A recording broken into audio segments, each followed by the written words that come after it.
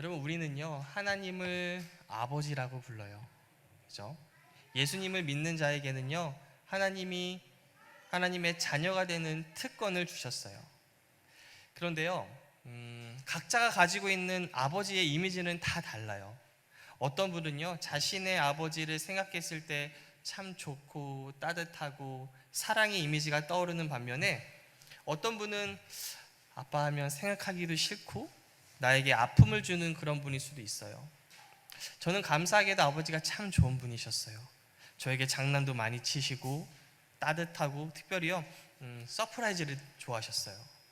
학교 끝나고 갑자기 저를 데리러 오셔서 떡볶이를 사주러 가시고, 또 초밥집에 내려가서 먹기도 했고요. 또 한 번은 제가 고등학교 때 너무 가지고 싶은 핸드폰이 있었는데 아침에 일어나다 보니까 그게 있는 거예요. 그래서 요즘으로 따지면 아이폰 최신형, 갤럭시 최신형이에요. 그걸 딱 주시는 거예요. 이렇게 저는 아버지에 대해서 이렇게 좋은 이미지가 있어요. 아마 근데 우리 모두는요 각자 아버지에 대한 이미지가 다 다르실 거예요. 하지만 우리 아버지들의 입장에서요, 아버지들은 자녀에 대해서 어떤 마음, 어떤 이미지가 있을까요? 부모는 자녀를 볼 때 어떤 마음으로 볼까요? 나의 아버지가 바라보는 나는 어떨까요? 그거 생각해 보셨어요? 나는 우리 아빠가 좋아, 우리 아버지가 좋아, 싫어, 이렇게 우리가 보는 아버지 말고 아버지는 나를 어떻게 보고 계실까? 그 생각이요. 저는 그런 생각을 거의 하지 않다가 이제 부모님이 다 돌아가신 후에 그런 생각을 종종 해요. 지금까지 내가 보는 부모님, 우리 엄마 좋아, 우리 엄마 나빠, 그런 생각했었는데 그 두 분에게 있어서 나는 어떤 존재였을까? 두 분이 나를 볼 때 어떤 마음이었고 어떤 생각을 가지고 있었을까? 물론 여러분, 아버지마다 자식에게 주는 사랑의 표현 정도는 다 다를 수 있어요. 그런데 예수님이 이런 말씀을 하세요. 마태복음 7장 11절에요. 너희가 악한 자라도 좋은 것으로 자식에게 줄 알거든요. 여기까지 읽을게요. 우리 죄인으로 태어난 악한 인간도요 자식에게만큼은 좋은 것을 주고 싶어 해요. 이런 아버지의 마음을 잘 보여주는 광고가 하나 있어요. 제가 한번 보여드릴게요.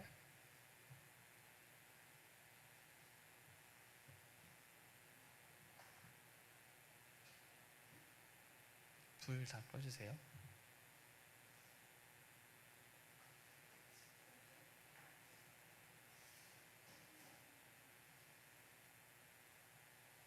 앞에도 꺼주세요.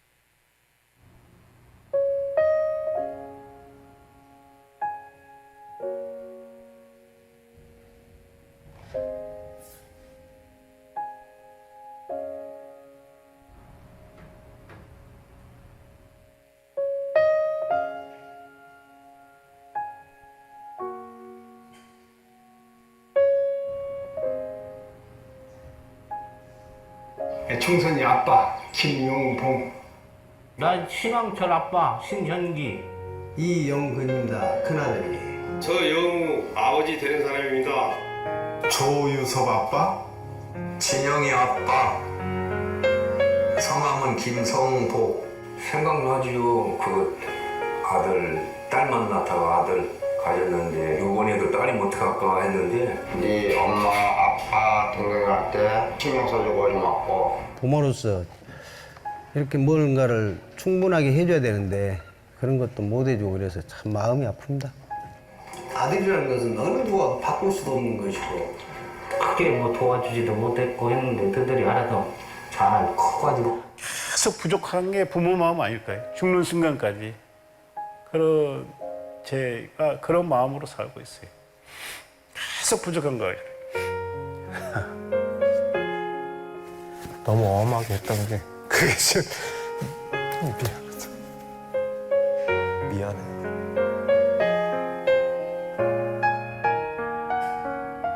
항상 내가 부족하고 항상 미안해요. 걔한테는. 미안하다 참. 모든 것이 부족하고 못 가르치고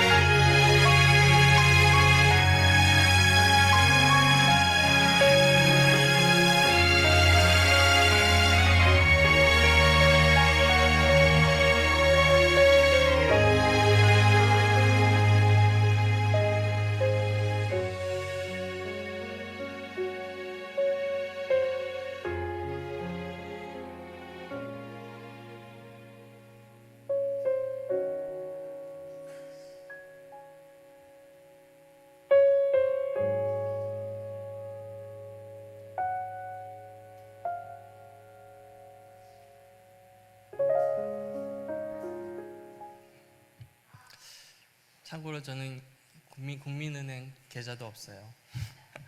이 국민은행 광고인데요. 이걸 보면요, 다들 뭐가 그렇게 미안하신지, 그렇게 미안하다고 하시고 부족했다고 하세요. 근데 이게 아버지의 마음이에요. 특별히 엄하게 한 걸 후회한다는 아버지가 나오죠. 여러분, 아버지들도 아버지 역할이 처음이에요. 그래서 배워가요.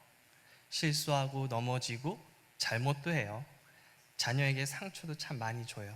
하지만 그 아버지의 마음만큼은 사랑이에요. 하나님이 처음 창조하신 아버지의 모습은 사랑이었어요.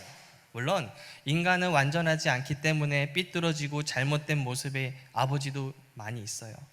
만약 그런 아버지로 인해 상처가 있는 분이 계시다면 이 시간에 우리 완전하신 아버지 되시는 하나님의 사랑으로 진짜 아버지가 자녀에게 주는 그 사랑의 마음을 느낀 시간 되길 소망합니다. 여러분, 하나님 아버지는 자녀인 우리를 향해 어떤 마음이 있으실까요? 하나님의 여러분을 향한 마음과 관점을 바르게 아느냐가 우리 신앙 자체를 결정해요. 오늘 그 이야기를 나누려고 해요. 어떤 분들은 예수 믿으면 축복받는다고 말해요. 어떤 분들은요, 예수 믿으면 무슨 축복이야, 고난이 있어. 그러면 과연 하나님의 마음은 무엇일까요? 하나님은 아버지로서 자녀인 우리에게 뭘 원할까요? 성경 읽으면서 시작할게요. 고린도전서 4장 9절입니다. 내가 생각하건대 하나님이 사도인 우리를 죽이기로 작정된 자 같이 끄트머리에 두셨음에 우리는 세계 곧 천사와 사람에게 구경거리가 되었노라. 아시다시피 바울은 하나님을 참 사랑하고 예수님을 사랑한 사도예요. 누구보다 복음에 대해서 열심을 냈어요. 그리고 누구보다 고난을 많이 받았어요. 얼마나 심한 고난을 겪었으면 마치 죽이기로 작정된 자 같이 두셨다고 말할까요? 그리고 얼마나 큰 어려움을 겪었기에 천사와 사람들에게 구경거리가 되었다고 해요. 사람들이 보고 바울이 겪는 저 어려움을 봐봐, 예수님의 이름 때문에 겪는 고난이 참 대단하다, 이런 말이 나올 정도로, 아니 너무 심해, 이런 말이 나올 정도로 바울이 겪는 고난이 심했어요. 이러한 사도 바울의 모습을 가리키면서 그리스도인이 당연히 사도 바울을 본받아 고난을 당해야 하고, 그게 바로 십자가의 길이라고 말하는 분들도 많죠. 그리고 더 나아가 하나님께 축복을 구하는 거, 그거 기복적인 거야 라는 분들도 많아요. 무엇이 맞을까요? 예수님을 믿는다는 건 고난인가요? 아니면 축복인가요? 하나님은 우리가 고난 가운데 살기 원하실까요? 아니면 축복 가운데 살기 원할까요? 오늘은 좀 그런 균형을 잘 잡았으면 좋겠어요. 고린도전서 4장 10절 읽어볼게요. 우리는 그리스도 때문에 어리석으나 너희는 그리스도 안에서 지혜롭고 우리는 약하나 너희는 강하고 너희는 존귀하나 우리는. 지금 사도 바울은요, 이 편지의 대상인 고린도 교인이 잘못되었다고 말할까요? 고린도 교회 성도와 비교할 때 사도인 우리는 어리석어 보이고 약해 보이나 너희가 그리스도 안에서 지혜롭고 강하고 존귀한 게 그거 잘못된 거야 라고 말하는 걸까요? 우리 11절 보세요. 바로 이 시각까지 우리가 줄이고 목마르며 헐벗고 매맞으며 정처가 없고, 계속이요, 또 수고하여 친히 손으로 일을 하며 모욕을 당한 즉 축복하고 박해를 받은 즉 참고 비방을 받은 즉 권면하니 우리가 지금까지 세상의 더러운 것과 만물의 찌꺼기 같이 되었도다. 와. 지금 바울이 심한 고난을 당하고 박해를 당해요. 그리고 제대로 먹지도 못했어요. 이러한 사도 바울이 겪은 일들을 쭉 나열하면서 교인들에게 도전하는 분도 있어요. 사도 바울은 주님을 사랑해서 이런 수고를 당했으니, 복음을 믿기에 이런 어려움까지 견뎌냈으니 우리도 참된 성도라면 주님을 믿기 때문에 당하는 고난이 있어야죠. 계속 주님께 축복만 달라고 하면 그건 어린아이예요, 이렇게 말씀하는 분도 있어요. 그러면 그 이야기를 들을 때 성도라면, 만약에 성도님이 지금 내가 아파트가 안 팔려서 지금 돈이 융통이 안 돼서 걱정도 많고 지금 좋은 직장이 없어서 새벽기도 막 나오기 시작했는데 사도 바울은 먹지도 못했고 매를 맞았고 복음을 전했다고 하니까 자신의 기도 제목이 좀 부끄러울 수도 있겠죠. 바울은 그런 부끄러움을 느끼게 하려고 고린도 성도에게 이런 말을 하는 걸까요? 바울이 이 이야기를 한 의도가 다음 절에 나와요. 고린도전서 4장 14절이요. 내가 너희를 부끄럽게 하려고 이것을 쓰는 것이 아니라 오직 너희를 내 사랑하는 자녀같이 권하려 하는 것이라. 부끄럽게 하려고 쓰는 게 아니라고 말하죠. 다행이죠. 분명히 고린도 교회 성도들은 바울과는 다른 모습이었어요. 바울은 매맞고 전도하고 비방을 받지만 예수님 때문에 받는 고난이 엄청나지만 고린도 교인들은 그렇지가 않은 거예요. 그렇다면 부끄러울 수도 있겠죠. 같이 예수님 믿는 사람으로서 누구는 정말 고생하고 고난 가운데 있는데 자신들은 상대적으로 안락하니까요. 하지만 바울은 나는 너희가 부끄럽게 하려고 이거 쓰는 것이 아니야 라고 말해요. 그런데 왜 바울은 그런 극한 어려움을 겪어야 했을까요? 그건 그가 사도로 부르심 받았기 때문이에요. 오늘날 저와 여러분은요, 쉽게 복음을 접하고 복음을 전하거나 예수님에 관해 누군가와 이야기를 나눈다고 해서 매를 맞거나 고난당하거나 쫓겨나진 않아요. 하지만 바울이 살던 시대는 이제 막 예수님의 복음이 전해지는 시기죠. 기독교가 대중적이지 않았기에 많은 사람들이 반대와 저항에 부딪혀요. 쉽게 말하면 사도는요, 개척자예요. 새롭게 모든 걸 개척해내는 사람이에요. 그래서 수많은 반대가 있어도 그걸 뚫어야 하고 수많은 공격을 받아내야 하는 포지션이에요. 우리나라의 교회 초창기를 생각해 보세요. 지금 많은 교회가 있고 교회를 세운다고 해서 지역 주민이 피켓을 들고 반대하는 그런 지역은 없어요. 하지만 교회 초창기 때는 지금과 달라요. 천막을 치고 교회를 시작했을 때 북치고 깽가리를 치고 했을 때 사람들이 반대하는 사람도 많았어요. 유교적 정통이 강한 우리나라에서 큰 저항을 받았어요. 특별히 제사 지내는 문제로 많은 고난이 있었죠. 제사를 지낸다 안 지낸다를 가지고 믿음의 싸움을 얼마나 심하게 했어요. 저희도 제사 때문에 친척들과 갈등이 있었어요. 그런데 지금은요, 종교 때문이 아니라 그냥 제사 안 지내는 사람도 많아요. 명절에 제사 지내기보다 가족들과 여행 가는 사람도 많고요. 우리 때까지 제사를 지냈는데 내 밑에서는부터는 제사 지내지 마 라고 종교와 상관없이 그렇게 말하는 분들도 많아요. 지금 예수님을 믿는 분들 중에는 예전처럼 제사 때문에 힘겹게 싸우는 분 예전만큼 있진 않아요. 하지만 초창기에는요, 정말 고난이 많았고 그래서 1세대의 목회자들과 성도님들은 정말 많은 고생을 했어요. 이렇게 복음이 처음 전파될 때는요, 수많은 반대와 어려움이 존재해요. 그런 걸 뚫어내기 위해서 겪어야 할 대가가 있어요. 그게 바로 사도의 어려움이에요. 그러면 이 말씀은 오늘날 저와 여러분에게 그대로 적용이 될까요? 만약 지금 2025년 우리나라에 복음을 처음 들여왔다면 그런 걸 각오해야겠죠. 그죠? 수많은 사람들의 반대가 있을 것이고 그것 때문에 겪어야 되는, 치러야 되는 대가들이 있을 거예요. 하지만 그러한 대가는 이미 이전 세대들이 치러줬어요. 지금 이 세대는요, 그런 똑같은 어려움 겪지 않을 거예요. 그래서 14절에 사랑하는 자녀같이 권한다는 말을 하는 거예요. 이 구절의 핵심 단어예요. 부모는 내가 고생해도 내 자식은 고생하는 거 원하지 않아요. 내가 고생하고 내가 힘들다고 너는 왜 나처럼 고생도 안 하고 나처럼 왜 안 힘들어해? 나는 이렇게 힘든데 왜 이렇게 넌 편안해?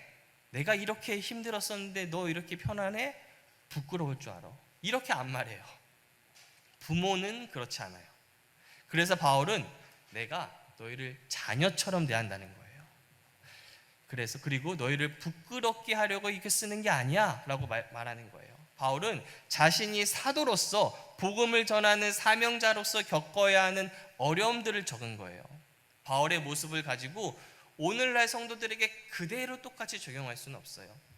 그러면 사도가 아닌 성도들에게는 믿을 때 오는 어려움이 없을까요? 있어요. 디모데후서 3장 12절을 보세요. 무릇 그리스도 예수 안에서 경건하게 살고자 하는 자는 뭘 받아요? 박해를 받으리라. 사람들이 경건하게 하면 도덕적으로 바르고 거룩한 행동만을 생각하는데 경건하게라는 단어는요, 가들리예요. 쉽게 말해서 하나님께 합당하게라는 뜻이에요. 나의 생각과 행동과 모든 것이 하나님께 합당하게라는 뜻이에요. 우리가 예수님 믿고 하나님께 합당하게 살려고 하면 박해가 온대요. 예를 들어 모든 세상 사람들이 기독교는 수많은 종교 중에 하나일 뿐이야 라고 할 때, 다른 종교에도 다 구원이 각자가 있어 라고 할 때 예수님만이 구원입니다 라고 말하면 박해를 받겠죠. 독선적인 사람이야 라고 말할 거예요. 하지만 그게 하나님께는 합당하게 사는 거예요. 모든 사람이 동성애를 인정할 때 저는 그건 인정할 수 없어요 말하면 박해를 당할 거예요. 성이 남성과 여성 이 두 가지만 존재해요 라고 말하면 점점 눈치를 봐야 하는 세상이 왔어요. 미국이 이미 그런 상황이에요. 우리나라도 아마 점점 더 그래질 거예요. 저 여러분은 그나마 괜찮지만 우리 아이들은요, 우리의 손자 손녀들은요, 옳은 걸 옳다고 말하지 못하는 시대가 오고 있어요. 어느 정도 나이가 있으면요, 맞지 않는 사람들, 가치관이 다른 사람들이라면 우리가 더 이상 안 만나면 돼요. 하지만 초등학교, 중학교, 고등학교 때는요, 친구가 전부예요. 부모보다도 친구가 좋은 시기가 있어요. 친구들이 세상적인 가치관을 가지고 있고, 동성애, 트랜스젠더, 그거 남에게만 피해 안 끼치면 괜찮잖아, 다 자유야 라고 말할 때 우리 아이들이 그것에 동조하기보다 그래도 잘못된 건 잘못된 거야, 나는 예수님 믿는 사람으로서 그거 아니라고 생각해, 그렇게 말하면 친구 무리에 끼지 못하게 돼요. 그들의 세계에서 배척당할 수도 있어요. 그때 아이들의 손을 잡고 하나님께 기도해서 우리 같이 하나님께 이런 게 핍박이 아예 없어지게 해달라고 기도하자 그러실 건가요? 그때는 아이의 믿음을 칭찬해 주면서 더 큰 용기와 담대함을 달라고 기도하는 거예요. 성경에서 말하는 경건하게 살기 때문에 받게 되는 박해니까요. 이처럼 하나님께 합당하게 생각하고 행동하면 오는 박해가 있어요.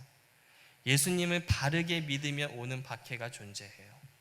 그래서 우리가 분명히 구분하실 줄 아셔야 돼요.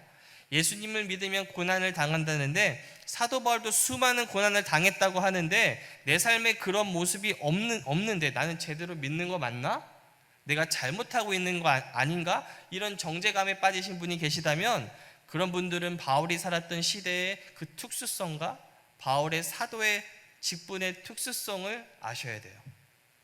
그리고 지금 내가 살고 있는 이 한국이라는 곳의 문화와 사회와 환경을 분별하실 줄 알아야 돼요. 그리고 항상 디모데후서 3장 12절의 말씀 염두에 두셔야 돼요. 하나님께 합당하게 살려고 할 때 오는 박해가 있구나. 세상의 생각과는 너무도 다르게 오는 박해예요. 세상과 타협할 수 없는 부분이 존재하니까요. 예수님을 믿기에 오는 박해가 있어요. 그러면 우리 한 단계 더 생각해 볼게요. 우리가 신앙생활을 하면서 특별히 경건하게 하나님 뜻대로 살려고 할 때 겪게 되는 고난이 다 성경이 말하는 박해일까요? 한 번은요, 바울이 빌립보에 갔는데 귀신 들린 한 여인이 있었어요.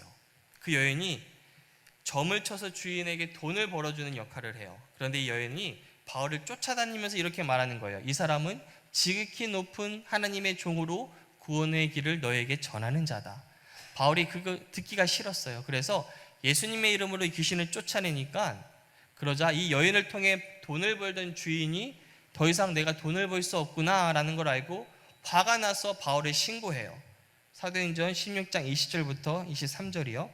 상관들 앞에 데리고 가서 말하되 이 사람들이 유대인인데 우리 성을 심히 요란하게 하여 로마 사람인 우리가 받지도 못하고 행하지도 못할 풍속을 전한다 하거늘 우리가 일제에 일어나 고발하니 상관들이 옷을 찢어 벗기고 매로 치라 하여 많이 친 후에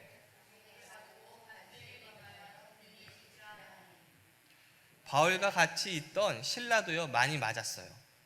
그러면 이 박해는요 복음을 전하며 경건하게 살기 위해서 겪었던 박해니까 꼭 겪어야 했던 박해였을까요? 24절부터 25절 읽을게요. 이랑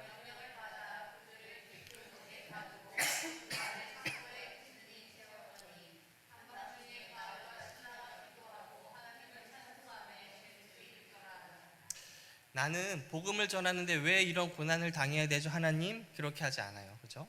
왜냐하면 바울은 사도로서 겪게 되는 고난을 알았고, 그리고 경건하게 살 때 하나님께 합당하게 살려고 할 때 박해가 올 수 있구나라는 걸 누구보다 잘 알고 있으니까요. 그래서 오히려 기도하고 찬송하죠. 26절이요. 이에 갑자기 큰 지진이 나서 옥토가 움직이고 문이 곧 다 열리며 모든 사람이 매인 것이 다 벗어진지라. 기적이 일어난 거죠. 그런데요, 바울이 지금 겪은 고난을 꼭 당해야 했나라고 보지 않는 견해도 있어요.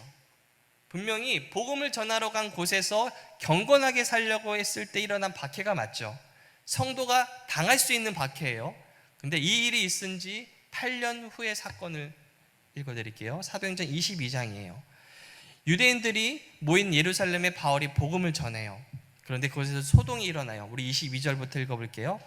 이 말하는 것까지 그들이 듣다가 소리질러 이르되 이러한 자는 세상에서 없애버리자 살려둘 자가 아니라 하며 떠들며 옷을 벗어 던지고 티끌에 공중에 날리니 천부장이 바울을 영내로 데려가라 명하고 그들이 무슨 일로 그에 대하여 떠드는지 알고자 하여 채찍질하며 신문하라 한데 가죽줄로 바울을 매니 바울이 곁에 서 있는 배부장더러 이르되 너희가 로마 시민 된 자를 죄도 정하지 아니하고 채찍질할 수 있느냐 하니 바울은 나 로마 시민권자야 라고 말해요. 그러자 어떻게 반응하죠? 26절부터 29절이요. 백부장이 듣고 가서 천부장에게 전하여 이르되 어찌하려 하느냐 이는 로마 시민이라 하니 천부장이 와서 바울에게 말하되 내가 로마 시민이냐 내게 말하라 이르되 그러하다. 천부장이 대답하되 나는 돈을 많이 들여 이 시민권을 얻었노라. 바울이 이르되 나는 나면서부터라 하니 신문하려던 사람들이 곧 그에게서 물러가고 천부장도 그가 로마 시민인 줄 알고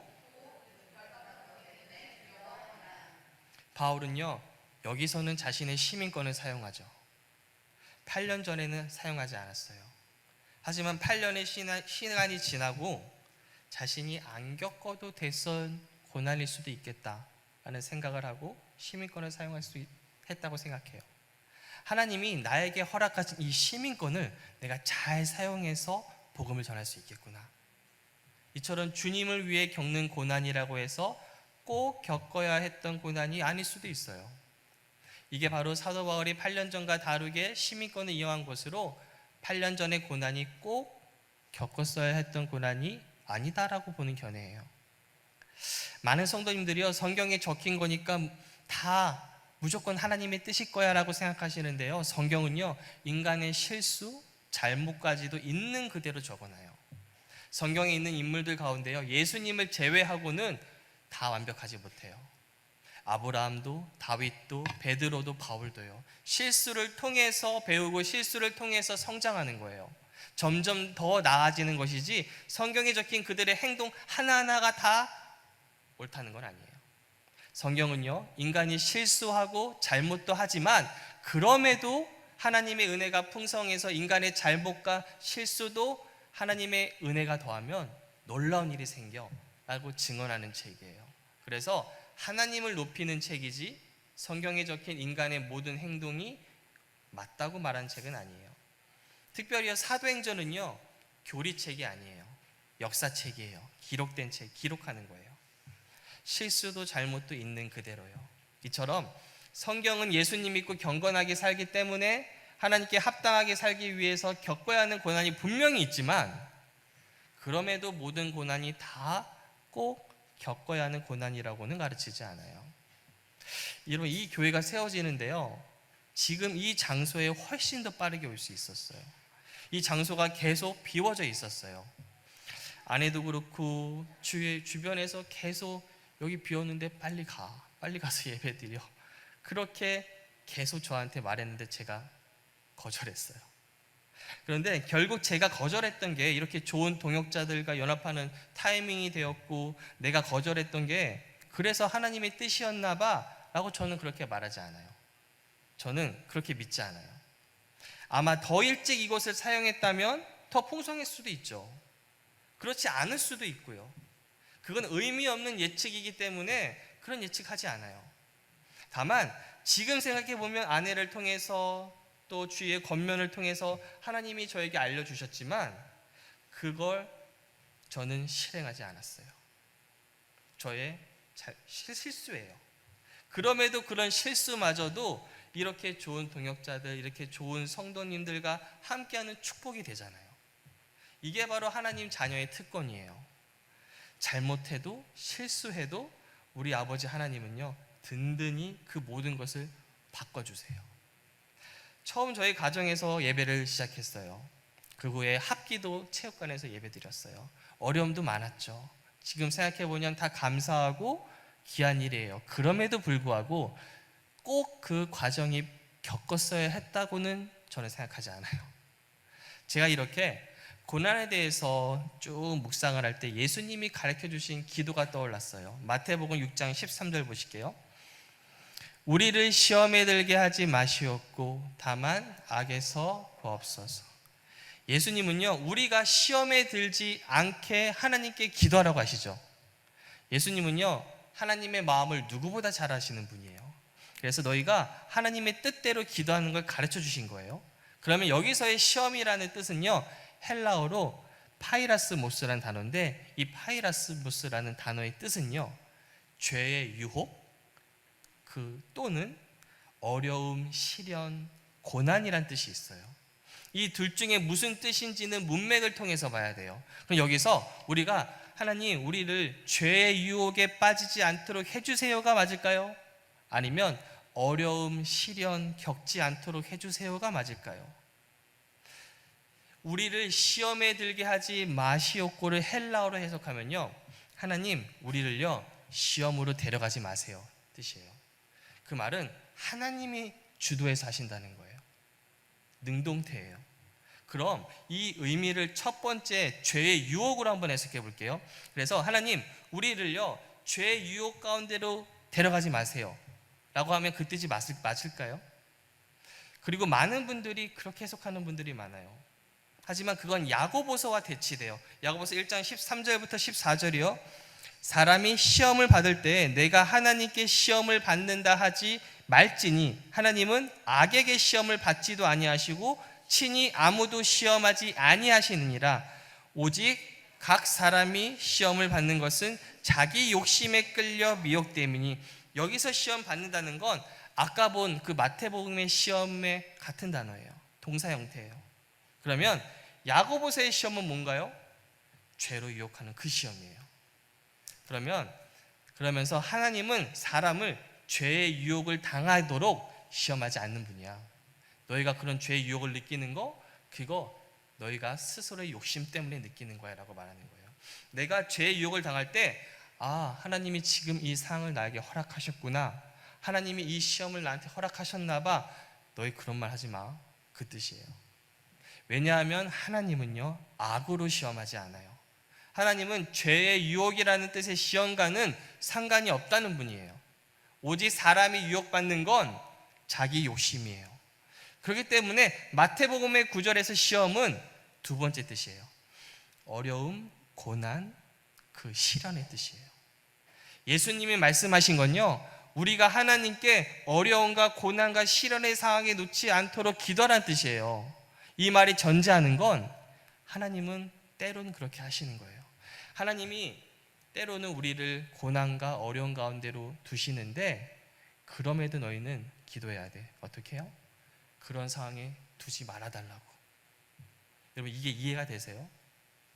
하나님의 우리를 향한 마음에는요, 우리가 어려움과 고난과 시련을 겪지 않기를 원하는 마음이 있어요. 그걸 알기 때문에 예수님은 너희들 하나님께, 아버지께 기도할 때 너희들 힘든 거, 어려운 거 당하지 않도록 기도해, 이렇게 말하시면서도 그 구절의 뜻 가운데 그럼에도 너희들 알고 있지? 하나님은 그렇게도 하시는 분이잖아, 그 뜻이에요.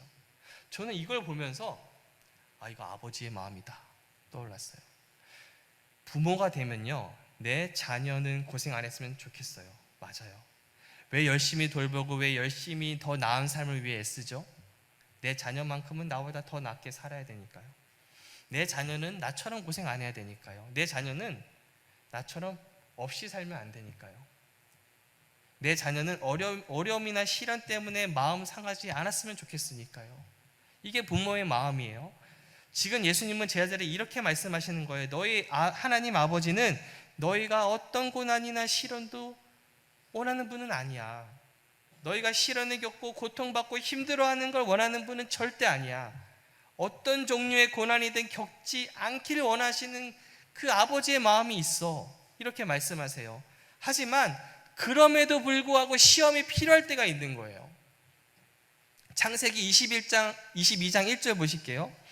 그 일 후에 하나님이 아브라함을 시험하시려고 그를 부르시되, 여기서의 시험이요 바로 페이아죠, 그 단어예요. 마태복음 시험의 동사 형태예요. 즉 하나님이 우리를 시험하실 때가 있대요. 이 시험이 어떤 시험인가요? 하나님은 이미 아브라함 속에 있는, 딴 사람은 다 모르지만 아브라함 안에 있는 그 믿음과 순종을 알고 있어요. 이미 하나님은 다 아세요. 하지만 그게 드러나기 위해서는, 겉으로 드러나게 하기 위해서는 그것을 표현할 환경이 필요한 거예요. 그게 바로 이삭을 바치려던 사건이에요. 아브라함을 시험하는 하나님의 마음이 편했을까요? 편치 않았겠죠. 왜냐하면 아들을 바치라고 시키잖아요. 아들을 바치려고 할 때 드는 마음의 그 슬픔과 안타까움과 그 어려움을 하나님은 다 아세요. 사랑하는 아브라함이 그런 심적인 고통을 겪는 걸 하나님의 마음은 원하지 않아요. 그렇지만 그럼에도 불구하고 아브라함에게는 꼭 필요한 시험이라는 걸 아는 거예요. 이 두 가지의 마음이 하나님께 있는 거예요. 시험당하는 아브라함을 생각하면 정말 안타깝지만, 하지만 그럼에도 아브라함에게는 꼭 필요한 시험이기 때문에 그가 잘 감당했으면 하는 바람이에요. 이게 정확히 아버지의 마음이에요. 저도 우리 아이들이요, 걱정 없이 고통 없이 잘 자랐으면 좋겠어요. 하지만 동시에 그래선 안 된다는 거 알아요. 여러 상황에 부딪혀 보고 힘들어도 해보고 많은 고민을 겪고 헤쳐나가는 것이 필요해요. 그 모습을 옆에서 볼 때 아버지로서는 힘들겠죠. 하지만 그래도 그 과정이 우리 자녀가 더 멋지게 성숙할 수 있는 기회가 되겠구나라는 마음으로 응원할 거예요. 우리가 경건하게 이 땅에서 사는 고통과 박해를 하나님이 아버지가 보시면서, 그거 내가 이미 기록했지? 내가 이미 성경에 기록했어. 그 고난 당연한 거다. 이상한 게 아니야. 견뎌내. 그게 당연한 그리스도인이야. 이렇게 안 한다는 거예요. 어떤 고난도 시련도 겪지 않았으면 하는 마음이 하나님께 있어요. 우리의 어려움을 보시면서 안타까워하고 마음 어려우실 수도 있지만 그래도 그 시험을 넘어서 더 단단하게 성장할 우리를 보고 기뻐하는 것, 이 두 마음이 하나님께 있는 거예요. 이제 말씀 마치려고 합니다. 좀 일찍 끝나나요? 요한삼서 1장 2절을 보세요. 이건 다 아는 구절이고 다 외우시는 구절일 거예요. 우리 한번 읽어보겠습니다. 시작.